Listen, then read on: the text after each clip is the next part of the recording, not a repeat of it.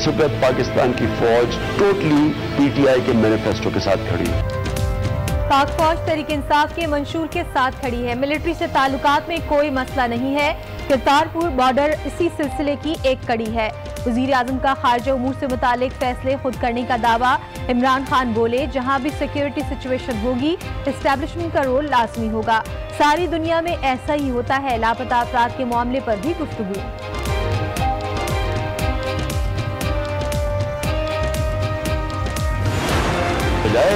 जो शुरू में कि जी डू मोर करो और तबाही मचाओ अपनी भी मुल्क की, हम क्यों ना एक अपना पार्ट प्ले करके, और हम कर सकते हैं, हम उनको इकट्ठा करें। डू मोर का राग अलापने वाले को अब माजी की कुर्बानियां याद आ गईं। तालिबान से मुज़ाकरात में ताउन के लिए अमरीकी सदर ने वजीर आजम को चिट्ठी लिख दी। अफगान मसले का हल निकालने के लिए वजीर आजम इमरान खान की भरपूर ताउन की यकीन दहानी।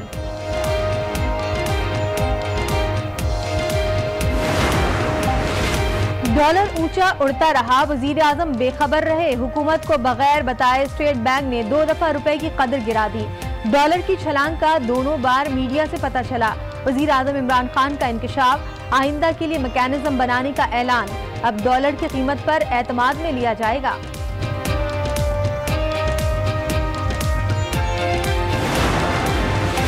भारत का नफरत फैलाने का मंसूबा नाकाम बना दिया। वजीर आजम ने वजीर खारिजा की गुगली वाले बयान की वजाहत दे दी।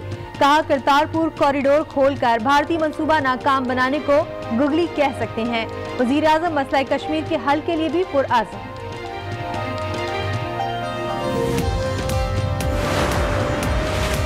बहुत अच्छा था कि वजीर आजम को नहीं मालूम था कि डॉलर की कीमत ऊपर जा रही है। रहनुमा पीटीआई नोमान वजीर आज न्यूज के प्रोग्राम स्पॉटलाइट में गुफ्तगू करते हुए नून लीग की शाइस्ता परवेज ने कहा, अगर वजीर आजम को डॉलर का नहीं पता तो जाने ये हुकूमत कैसे चलेगी।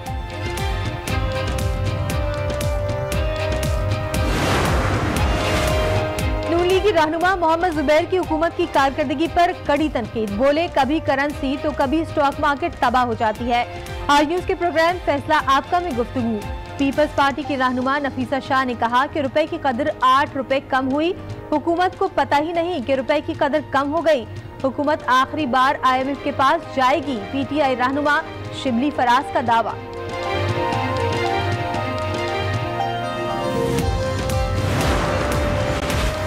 इंतखाबी धांधली की तहकीकात के TORs पर डेडलॉक। अपोजिशन ने हुकूमती TORs मुस्तरद कर दिए।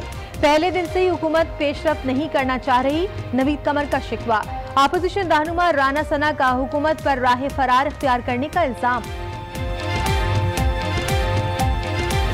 बोर्ड होगी, आप ये यकीन दिलाते हैं इसमें कोई पॉलिटिकल विक्टिमाइजेशन का एलिमेंट नहीं होगा। और दूसरा, आप लोगों की कारकर्दगी में जो कानून साजी है, लेजिस्लेशन, वो कोई इतनी हौसला अफजा नहीं रही पहले 100 दिनों में, क्योंकि स्टैंडिंग कमेटीज नहीं बनी हुई। पब्लिक अकाउंट्स कमेटी के चेयरमैन पर आप लोगों का अपोजिशन के साथ इख्तिलाफ है। और आपने खुद प्राइम मिनिस्टर साहब कहा था क्वेश्चन आवर सेशन में जाया करेंगे, वो आपको याद करते रहते हैं सेनेट और कौमी असेंबली में क्या करें। देखें, अब मुझे ये बताएं कि पब्लिक अकाउंट्स कमेटी का काम होता है पार्लियामेंट की तरफ से एहतसाब करना। ये पार्लियामेंट की कमेटी है।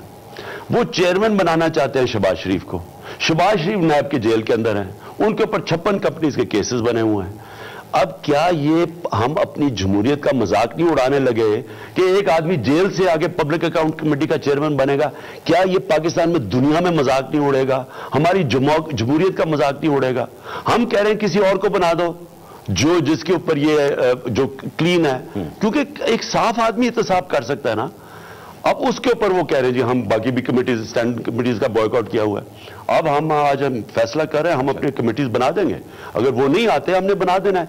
ऐसे इस तरह की ब्लैकमेल करना, अभी तक मुझे अफसोस से कहना पड़ता है कि इनकी एटीट्यूड सारी ये है पहले दिन से कि इनके ऊपर इतना प्रेशर डाल दो कि ये भी आखिर में कहें ठीक है जी हम मुल्क चलाना चाहते हैं, पार्लियामेंट जमहूरियत की खातिर हम भी आपको NRO दे देंगे, हम भी बात नहीं करेंगे करप्शन की। जो इन्होंने 10 साल में चार्टर और डेमोक्रेसी के नाम पे जो इस मुल्क को लूटा गया है, मैं आपको कहता हूं कि ये क्रिमिनल्स है मुल्क के।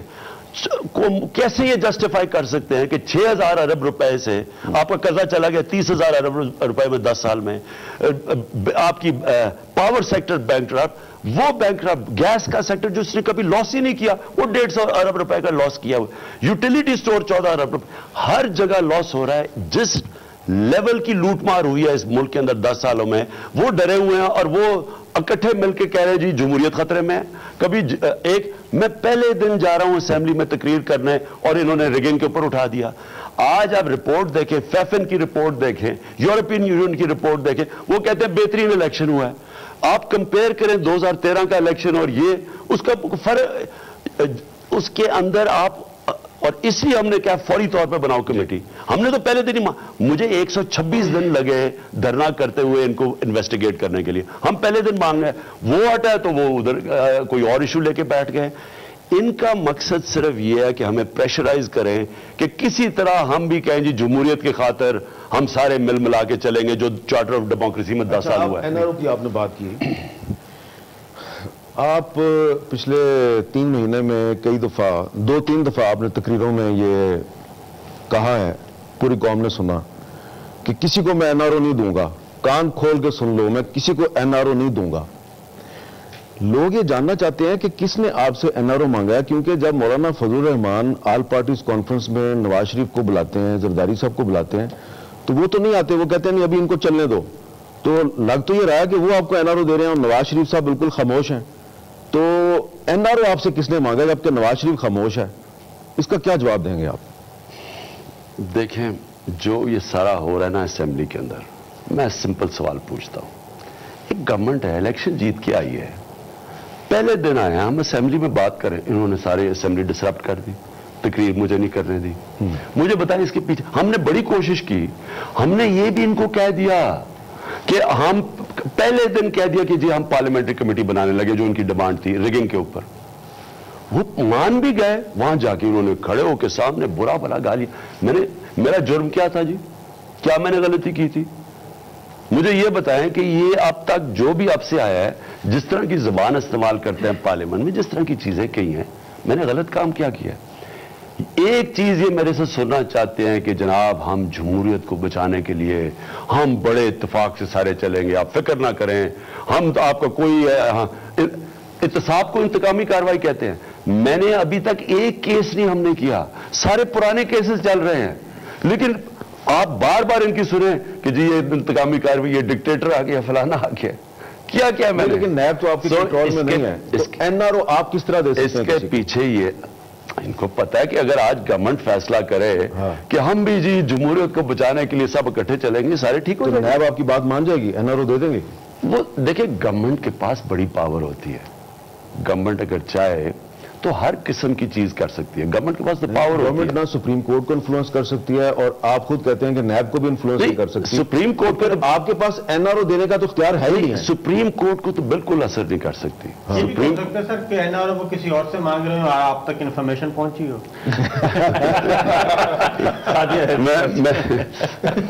मैं आपको एक बात कहता हूं, ये पहली दफा शायद हुआ हो कि क्योंकि हमें किसी चीज की छुपाने की जरूरत है, मुझे कोई खौफ नहीं है, किसी से मुझे डर नहीं है। मैं आपको कहूं कि इस वक्त हम बिल्कुल सुप्रीम कोर्ट अपने तौर पे काम कर रहा है। मैंने आपको कह दिया कि मुझे 2-3 तकलीफ भी हुई जो सुप्रीम कोर्ट ने चीजें कही, हमने उनको काम करने दे रहे हैं। इस वक्त पाकिस्तान की फौज टोटली पीटीआई के मैनिफेस्टो के साथ खड़ी है। ये हमारा मैनिफेस्टो था कि हम सारे नेबर से अमन करेंगे। ये जो करतारपुर का हुआ है हमारे साथ पूरी तरह खड़ी है, हमें कोई इस वक्त प्रॉब्लम्स नहीं है। ये जो पहले होता था जी मिलिट्री सिविल डिस्कॉर्ड, ये जो होता, हमें तो कोई ऐसा इशू नहीं। करतारपुर वाली बात आपने कहा कि करतारपुर जो आपने किया वो आपके साथ खड़े हैं। 2013 में यही करतारपुर पीस कॉरिडोर के नाम से नवाज शरीफ साहब भी खोलना चाहते थे, वो नहीं खोल सके। उससे पहले बेनजीर भुट्टो भी खोलना चाहती थी। क्या वजह है कि आप खोलने में कामयाब हो गए हैं? पहली 2 गवर्नमेंट जो थी पीपल्स पार्टी और नून लीग की, वो नहीं खोल सके। आप कहते हैं कि हम जर्मनी और फ्रांस की तरह अपने ताल्लुकात बेहतर बनाना चाहते हैं। अगर यही बात नवाज शरीफ करें या जरदारी साहब करें तो कहा जाएगा कि देखें ये गद्दार हैं। एक मिनट, मुझे ये बताएं कि जर्मनी और फ्रांस के इसलिए एनालॉजी बनती है हमारी इंडिया और पाकिस्तान की कि उन्होंने बड़ी जंगें लड़ी आपस में। उनकी तो लेकिन वो दो मुख्तलिफ मुल्क हैं। ये स्टेटमेंट कई दफा आती है ये दीवारें हट जाए, हम एक ही कौम है। हम एक कौम नहीं है, वो हिंदुस्तान है, हम पाकिस्तान है। हम कायदे आजम की टू नेशन थियोरी में बिल्कुल बिलीव करते हैं, लेकिन कोई जरूरत नहीं कि हम एक जंग के आलम में रहें, कोल्ड वॉर रहे, हम आगे ना बढ़ सकें, हम ट्रेड ना कर सकें। क्योंकि जर्मनी और जापान के अंदर इवेंचुअली आज अब कोई तस्वर जंग का इसलिए नहीं कर सकता कि उनकी ट्रेडिंग लिंक्स इतनी इंटरलिंक हो गई हैं कि वो अब दोनों मुल्क खुशहाली की तरफ जा रहे हैं। आपके फॉरेन मिनिस्टर ने कहा कि आपने ये करतारपुर वाली गुगली की थी, जिसमें पता नहीं उनका कोई और मकसद कोई और तरह कहने का होगा। शाह जी कई दफा तकरीर के अंदर कह जाते हैं। आप उससे एग्री करते हैं कि नहीं करते? गुगली थी या बाउंसर था? मैं एक्चुअली ये बात कहता हूं क्योंकि मुझे जब ये आए सिद्धू पहली दफा 3 महीने पहले, तो उन्होंने जब ये हमारी सरसरी बात हुई इस चीज की, देखिए उनके लिए ये ऐसे है जिस तरह हम मदीना जाना चाहते हैं, उनके लिए ये ऐसे ही है बिल्कुल। और अब सोचें कि हमें अगर 4 किलोमीटर दूर हम मदीना से बॉर्डर हो और हम ना जा सके, मुसलमान को कितनी तकलीफ हो और कितनी खुशी हो अगर हम जा सके। मैंने इतनी खुशी देखी, जो वो मैंने देखा, वो उनकी जो मिनिस्टर थी वो तो रो पड़ी, इतना खुश थे वो तकरीर करते हुए। तो मेरे ख्याल में ये बड़ा जबरदस्त इनिशिएटिव है, ये हमारी गवर्नमेंट का फ्यूचर प्लान रिफ्लेक्ट करता है। हम एक वो गवर्नमेंट है जो अपने सारे नेबर से ताल्लुकात ठीक करना चाहते हैं। क्यों? लेकिन सर गुगली नहीं है, बिल्कुल सीधी बात है। इसमें गुगली क्या है? इससे गुर्बत हमारी सबसे तेजी से कम होगी अगर ट्रेड बढ़ती है। जी, आपने फॉरेन विजिट आपके आए, मलेशिया का, चाइना का, कामयाब दौरे आपने कहा सऊदी अरेबिया का हो गया। अब सऊदी अरेबिया वाले दौरे के बाद हमने एक चीज सुनी कि जी यमन का जो मामला है उसमें सालिसी का किरदार अदा करेंगे। मैं ये जानना चाह रही हूं कि जो सालिसी है उसकी नौयत क्या है, उसके खदोखाल क्या है? शाम के मामले में देख लें तो टर्की जैसा मजबूत मुल्क जो है वो भी कोई किरदार अदा नहीं कर सक रहा। यहां पे यमन में जहां मुख्तलिफ ग्रोह हैं, वो कैसे सबको आप आमादा कर सकेंगे? वो क्या है, किस तरीके से हम सालिसी का किरदार अदा करने जा रहे हैं? मैं आपको बताता हूं। हमें पहले जो यमन की जब कॉन्फ्लिक्ट हुई तो हमें वो कह रहे थे कि हम फरीक बने इसके अंदर, हाँ हम एक तरफ जाएं, और उनको बड़ा मेरे ख्याल में वहां उनको बुरा भी बनाया गया कि हम नहीं तैयार हुए उसके लिए। हमने उल्टा दूसरी तरफ चले गए। हम ये कह रहे हैं कि हमें आप वो मुल्क हो जो आपको इकट्ठा करे। इसकी वजह एक है कि सऊदी अरेबिया से हमारे बहुत अच्छे ताल्लुकात हैं और वो हमेशा हमारे साथ खड़े रहे हैं। दूसरी वजह ईरान है। हमारी ईरान के मेरे फॉरेन मिनिस्टर से भी बात हुई। फॉरेन मिनिस्टर ने मुझे कैटेगोरिकली कहा कि अगर आप बीच में पड़ते हैं तो हम तैयार हैं यमन के अंदर हम अपना पार्ट, क्योंकि एक इन्फ्लुएंस ईरान का, दूसरा सऊदी का ज़ाहिर है। तो हमने सऊदीज को भी मैसेज पहुंचा दिया है, हमने ईरान को भी पहुंचा दिया है। हम कोशिश भी कर रहे हैं अंडर हैंड निचले लेवल के ऊपर इनको इकट्ठा करने के लिए। और ये हम सबसे बड़ा ये अपना होना ही पाकिस्तान का रोल ये चाहिए। आगे से हमें कभी फ्रीक नहीं बनना चाहिए। हमें जिस तरह अमेरिका की जंग में हम 2 दफा फ्रीक बन के हमने अपना तबाही की है, हमें आगे से कभी ये हमने सीखा माजी से, और इंशाल्लाह इनकी भी कोशिश करेंगे। ठीक है, बट टर्की का मैंने एग्जांपल देके कहा कि वो भी सीरिया में नहीं कोई किरदार अदा कर पा रहा, तो हमारे क्या नौयत क्या है, किस तरीके से हम करने जा रहे हैं जहां पे इतने सारे ग्रुप्स हैं जिनको वन पेज पे लाना इटसेल्फ एक बहुत बड़ा टास्क है। 2 ग्रुप्स है ना यहाँ, एक तरफ ईरान है, एक तरफ सऊदी अरेबिया, जो 2 ग्रुप्स को इन्फ्लुएंस कर रहे हैं। तो हम दोनों को जानते हैं, इसलिए हम किरदार प्ले कर सकते हैं।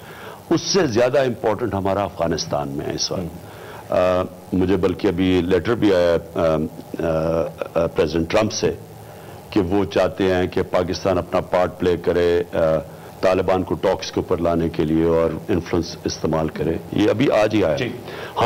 हमारी बड़ी प्राइम पोजीशन है इसके अंदर, हम बिल्कुल कोशिश करेंगे। ये हमारा ये रोल होना। मैं बड़ी देर से, जब मुझे तालिबान खान कहते थे, मैं यही कहता था कि जंग से ये मसला नहीं हल होना। आज शुक्र है सारी दुनिया यही कह रही है कि पाकिस्तान उनको इकट्ठा करे, बजाय जो शुरू में कि जी डू मोर करो और तबाही मचाओ अपनी भी मुल्क की।